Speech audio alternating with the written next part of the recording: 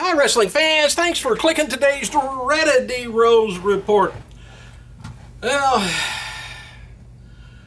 it's actually no more dreaded than any other time. Hey, and by the way, I don't know if you guys want to leave a comment or whatever, but if you got any idea how WWE is going to do this year in ratings, in on their Raws, on their pay-per-views, if you got any help for them, let me know. I like to see it on some comments just to see what you guys see if you guys think the same way I do. Hey, Bret Hart has got the spotlight on the WWE website today. Natalya is confirmed for her match with Alicia Fox. That's going to be airing on Saturday's episode of Saturday Morning Slam. Think that's kind of odd having the women's match on Saturday Morning Slam, but hey, the kids don't mind watching women either. I always did. And WWE's CM Punk spent the day working out with the developmental talent down at NXT Tampa, Florida on Thursday. Or yesterday, whichever comes first. Neither one, I guess.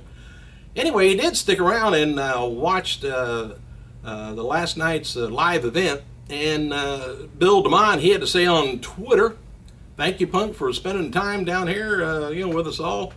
I know you got a busy schedule," and so on. So, and WWE's shop website now selling the yellow, I know you guys have been waiting on this, so it's here. The yellow CM Punk t-shirt and the I'm a Paul Heyman guy t-shirt. It's a combo pack. It's only $42.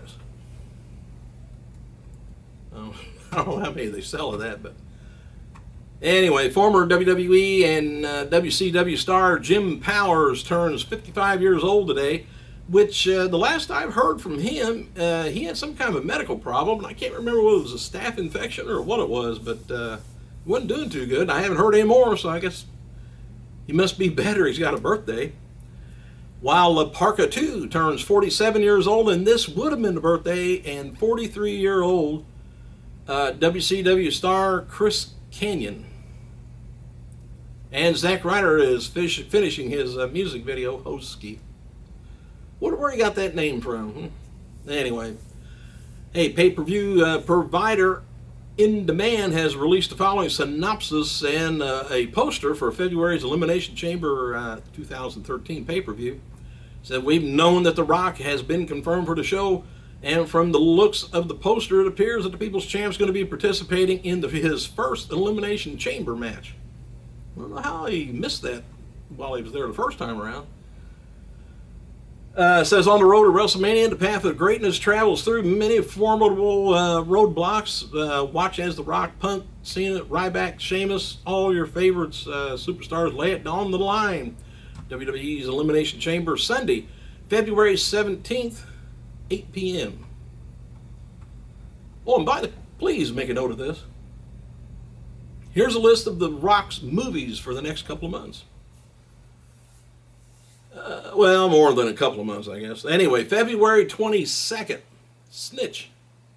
March 29th, G.I. Joe, which is right around WrestleMania there. And April 26th is Pain and Gain. And May 24th, Fast 6, finally. And June 10th, haven't heard much about this yet. He might be still making it, Empire State. And WWE Studios have moved the movie Hive, The Hive. Don't know if you heard anything about it, but don't pay no attention to it. It's now been renamed The Call. Movie is scheduled to be released in theaters on March 15th. Kenny King defeated Jesse Goddard in a match taped for Explosion, if you get that overseas, before last night's Impact taping. And Chavo Guerrero Hernandez is going to be defending the NWA Tag Team titles against Matt Morgan, Joey Ryan, January 13th at the Genesis TNA pay-per-view. And at the end of last night's TNA Impact Wrestling, don't know whether you've seen it or not, but I hate to tell you, another mask had been removed from the Aces and Eights, and it's Mike Knox. How he kept his beard underneath there, I don't know. And you remember, he used to die for some unknown reason. Kelly used to date him. Anyway, viewership for Monday's New Year's Eve Raw episode improved from last week's, which was a 15-year low of 3.1 million viewers, as the program averaged about 3.5 million over the course of the 3 hours. It was the lowest number was 3.4 million viewers. The first hour or two went up just slightly, 3.6, and then 3.6 for the third hour. And believe it or not, viewership, the third hour declined from the second hour, again, slightly, not much. So it's telling us that either us people have got to watch wrestling up until a certain point and then we tape it and go to bed, or we don't care about the main event. It's not impressing us. I'm not sure which it is. Hey, Matt Striker offered a suggestion for Raw to showcase unsigned talent. He tweeted Thursday, he says, "Can the first hour of Raw be interactive?" Well, he said 4 to 6 maybe unsigned talent. Whomever has the most votes gets a match at the end of the first hour. When you come back, I guess. The first hour when you come back.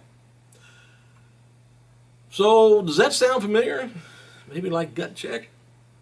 Anyway, one of the viewers, one of the followers, I guess, suggested similar to TNA Gut Check concept on wrestling. Striker replied and said, "I don't watch. Sadly, I don't know if they're, if it's good for them or not. A lot of good unsigned talent is around and would make kind of unique, though," he says. So apparently he don't watch TNA. I don't think that's the highlight of TNA's hourly breakdown. I'm not sure, before I say very much. And WWE has dropped its kids.com website. Its domain is now being redirected to WWE.com. Website was launched a few years ago in conjunction with the kids, the company's publication of the same name.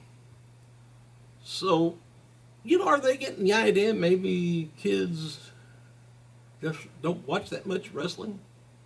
Now, I think the smaller kids that go to like that kids.com thing, most kids don't want to be kids. They want to be adults even before they are. So they want to watch adult programming to the point of wrestling anyway. Where do you get the hits and the noise and the explosions and all that stuff? They don't care about the being the kid thing. They have to be kids at home. They got to be kids at school. They got to be kids everywhere. And they like to sit there with dad. If dad's excited, they're excited. Just my 2 cents. But you could probably give him my 2 cents back and throw it at me. All right. I got a listing here of, let me go on down here some. That's some more news. I got a list of the WWE DVDs. Hang on a second. Anyway, WWE is going to be airing a documentary portion of the Undertaker Streak DVD on pay-per-view beginning February 4th. And matches taped for tonight's SmackDown include The Miz taking on Slater, Natalya, Hornswoggle, Great Khali is going to be taking on Primo Epico and Rosa Mendez. Kofi Kingston is taking on Wade Barrett for the title, IC title. And Layla and Tamina is, plus Randy Orton and Sheamus is taking on Antonio Cesaro and Big Show in the main event. Oh, Layla versus Tamina. Thought that didn't sound right. But anyway, Orton and Sheamus taking on, I think they've done that a few times before. Zack Ryder said he has a major announcement coming soon for the 100th episode of his YouTube show. Maybe he's quitting it. Stop doing it. I'll watch if he quits. All right, courtesy of WWE DVD News, the best of WCW Nitro Volume 2. Here it's going to be hitting the stores in February, and here's the story behind it. Disc 1. I'll try and go through. I only got about 5 minutes here, but I'll go through it real quick. Highlights from 90. Starts out in 95. It's the WCW US Championship match is Sting versus Flair. Medusa trashes the women's title in 95. Hulk Hogan taking on Arn Anderson in 96. Steiner Brothers taking on Road Warriors. Should be a good match. Cruiserweight title. Justin Thunder Liger is taking on Dean Malenko, Man of 1,000 Holds. Count them sometime. WCW Cruiserweight Championship match. Rey Mysterio taking on Juventud Guerrero. Rookie of the Year. Bischoff's biggest regret.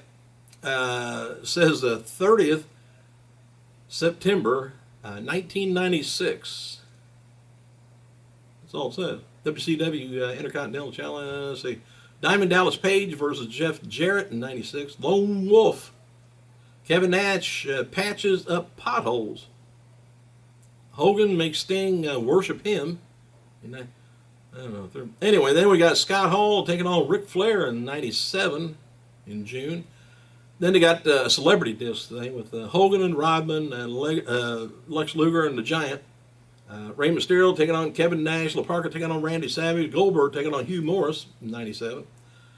Booker T taking on Jarrett. Street Fight World title. World Tag Team title. Steiner Brothers taking on Public Enemy. So most all this is 97 and 98. NWO sings "Oh Canada." I know you want to get that for that. Booker T takes on Randy Macho Man Savage in 97. Then there's a Remembering Macho Man segment on there. Mysterio, Juventud, and Hector Garza takes on Psychosis, Silver King, and La Parka, 97. Diamond Dallas Page taking on Chris Jericho, and then they got the spring break thing with Hogan, Nash, Hall taking on Sting, Macho Man, and the Giant, 98. This is all on disc 2, so I got one more disc to go. WCW Heavyweight title, Sting taking on Diamond Dallas Page in 98. Raven rules the match for the WCW US title. Raven taking on Goldberg, 98. Birth of the Wolfpack, May 4th, 1998. All right, disc 3. I'm about through with this. Hang on. I got 3 minutes. NWO Divided, it says. Nash and Luger taking on Hogan and the Giant, 98. They didn't stay together too long, don't look like. Jericho meets the real Goldberg, September 28th, 1998. Then it's got Nitro Parties. Anyway, Rey Mysterio taking on Eddie Guerrero in 1998. Ladder match for the Taser. Bam Bam Bigelow taking on Scott Hall. United States Championship, Bret the Hitman Hart taking on Roddy Piper in 99. Then it says Jersey Boys and WCW World Title match. Perry Saturn and Canyon taking on Diamond Dallas Page, Bam Bam Bigelow in 99. WCW Heavyweight title match, Macho Man taking on Hogan. It's a classic match. In 99. Nitro Girls, got a deal on them. WCW Tag match is Hall and Nash taking on Goldberg and Bret the Hitman Hart, December 99. But anyway, it goes, I think there's some extras on, I was looking at this, on, if you get the Blu-ray, oh, here it is, extra Blu-ray matches on there. Hogan taking on Luger in 95, Ric Flair taking on Brian Pillman, 95. JL versus NWO Sting. Sting and Luger taking on Hogan and Macho Man. Classic match. Diamond Dallas Page taking on Macho Man in a steel cage. WCW World title is Goldberg taking on Sting. Then we got Scott Steiner taking on Jericho in television title. Ric Flair and Goldberg taking on Hogan and Nash in 99. Jeff Jarrett reclaims his World Heavyweight title in 99. DDP and Randy Macho Man's War of Words. Sound like it'd be a great DVD, so it'll be coming out soon. Thanks for clicking, you guys, and putting up with me. I gotta go.